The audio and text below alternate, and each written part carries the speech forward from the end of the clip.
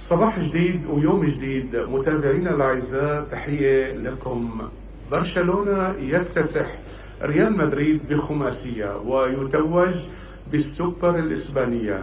للمزيد عن هذا اللقاء المميز الزميل العزيز المعلق الرياضي المحجوب الزاكي. صباح الخير زميل المحجوب. اهلا وسهلا، صباح النور استاذ عمر، صباح الخير لجميع متابعيك.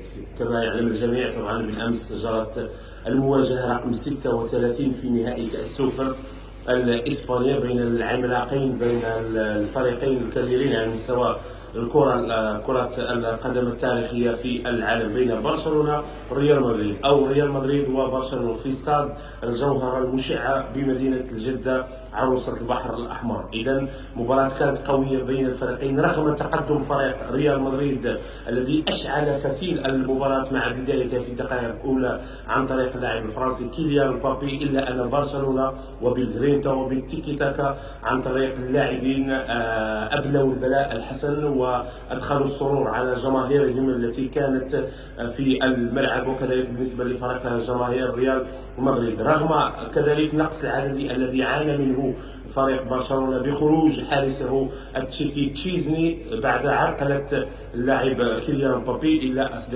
إلا أن أصدقاء ليفاندوفسكي استطاعوا أن يحافظوا على التقدم وبخماسية لاثنين، من خلالها فريق برشلونة يعود للواجهة على فكرة أستاذ عمر، رغم المشاكل التي يعاني منها فريق برشلونة من خلال المشاكل المادية وكذلك من خلال تسجيل اللاعب أولمو وفيتور كذلك، إلا أنه استطاع أن يعود، وفرحة كانت لا توصف في الملعب للرئيس خوان لابورتا بهذا التتويج أمام غريم تقليدي يقام له ويقعد على مستوى كرة القدم.